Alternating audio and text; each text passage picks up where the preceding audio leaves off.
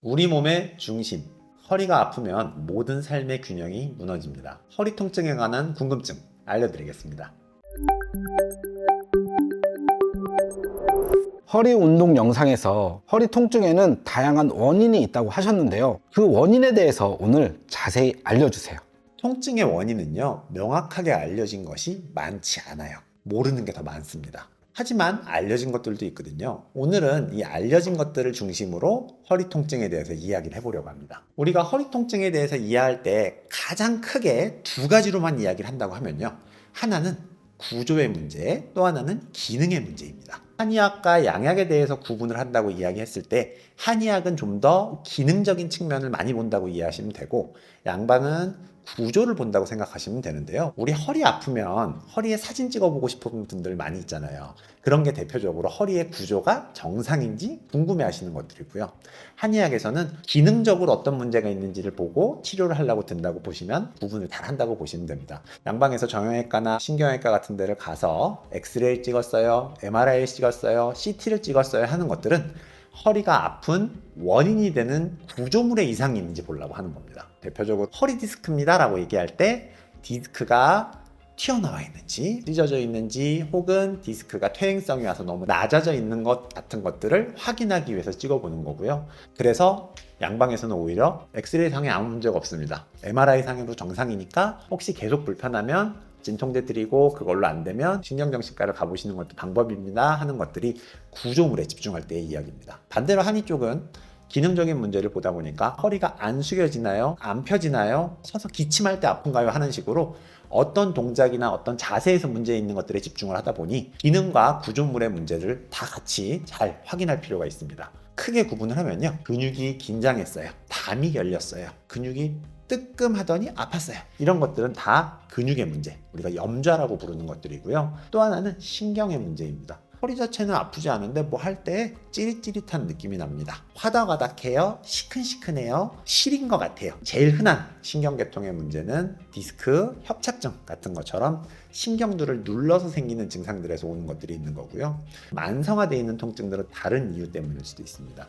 허리가 6주 이상 아프게 되면 만성적일 수 있습니다 라고 이야기를 하는데, 이 경우는 대표적으로 복근이 약화되어 있거나 제일 많이 얘기하는 것들 코어 근육이 약화되어 있습니다 하는 식으로 근육량이 적어서 일상생활에 대한 별거 아닌 일을 하더라도 견디지 못하는 상황들이 통증을 유발할 수 있는 것들이죠. 아침에 일어날 때요, 허리가 땡기고 뻣뻣한 분들이 일어나기 전 스트레칭을 하면 도움이 될까요? 좋은 질문이에요. 아침에 일어나서 허리가 당겨요? 뻣뻣합니다. 굉장히 많습니다. 지금 보시는 분 중에도 그런 분 계실 건데요. 아침에 일어나서 컨디션이 좋은 게 정상이에요. 푹 쉬었잖아요. 그러면 뻣뻣하다고 표현하는 건 비정상이라고 보시면 됩니다.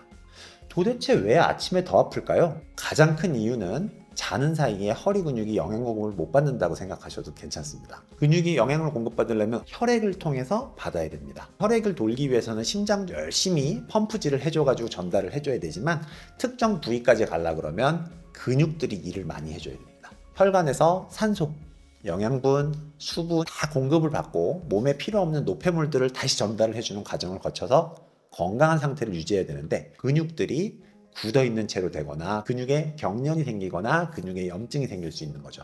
그럼 또 하나 뭐가 있겠어요? 애초에 순환이 잘 안 되는 상황, 혹은 혈류순환도 정상적으로 잘 되는데 아프다 그러면 영양 공급이 부족한 경우도 있습니다. 마른 사람일수록, 체력이 약한 사람일수록, 연령이 들수록 떨어집니다. 나이가 들면 단백질의 합성 능력이 저하가 됩니다. 그리고 체온도 좀 낮아져요. 그럼 방금 피디님이 말씀하신 것처럼 스트레칭을 하면 좋아질까요? 혈류순환 장애가 있거나 근육들이 긴장해 있는 사람들은 좋아질 수 있습니다. 우리가 스트레칭을 하면 근육에 혈액도 공급이 되고 산소도 다시 공급이 되면서 근육이 말랑말랑해지고 자기 역할을 잘하겠죠. 아침에 일어나서 누워서 몸을 좀 움직여주고 팔다리도 주물주물 해준 다음에 일어나시면 훨씬 허리가 편해질 수 있는 거기 때문에 이 부분은 추천해드리고요. 저는 스트레칭을 해보는 대로 해봤는데도 그대로 된대요? 라고 하시는 분들은 보약을 써야 되는 겁니다. 척추를 특히 튼튼하게 해주는 보약들이 따로 있는데, 이런 약들을 써서 영양분을 더 많이 공급해주고 인대가 다시 회복될 수 있게 도와주면 통증이 그땐 또 줄어들 수 있겠죠.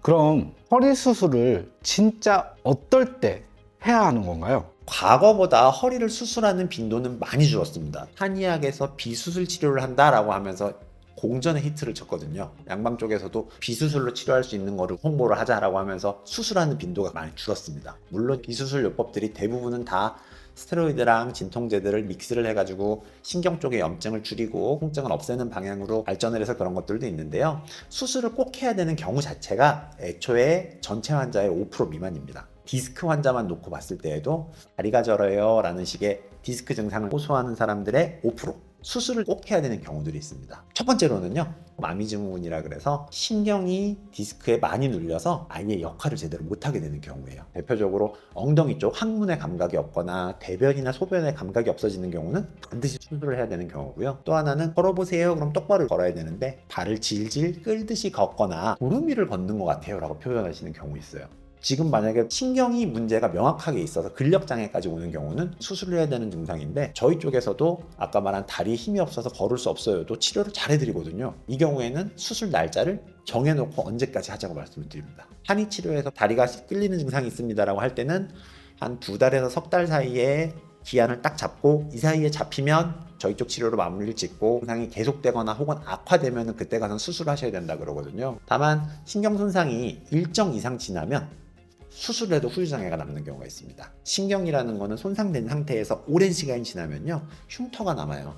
우리 넘어져서 다친 흉터 잘 치료 안 하면 어떻게 돼요? 그대로 남아있죠, 흉터가. 신경에 흉이 남는 순간부터는 수술을 해도 나아지지 않을 수 있기 때문에 신경 증상이 일정 이상으로 불편하다고 하면 한의 치료든 양방 쪽의 치료든 뭐든 시작을 해놓고 전문의한테 이야기를 하면서 치료를 어떻게 할지를 결정하셔야 됩니다.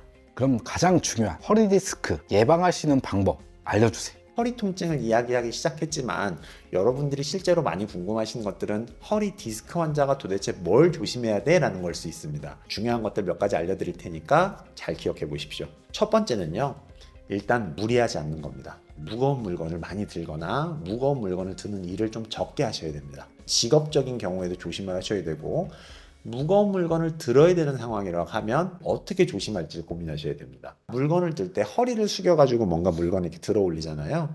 허리를 숙이는 동작이 디스크엔 제일 좋지 않기 때문에 기본적으로 무릎을 굽혀가지고 자세를 낮춘다거나 하는 식으로 허리를 고정하고 긴장하지 않는 방향으로 쓰셔야 돼서 구부리는 동작을 좀 최대한 적게 하시면 좋고요. 허리를 굽힌 채로 걸레를 빨거나 음식을 하거나 허리를 숙인 채로 일을 하는 것들은 좀 조심할 필요가 있습니다. 또 하나는 윗몸 일으키기 하지 않는 겁니다. 복근을 강화하기 위해서 많이 하는 윗몸 일으키기가 제대로 된 동작으로 하지 않으면 장요근이라는 근육을 단축시켜가지고 디스크를 악화시키기도 쉽고 허리 쪽에 있는 신경들이 더 눌리기 좋은 증상들을 유발할 수 있기 때문에 윗몸 일으키기 조심하면 좋고요.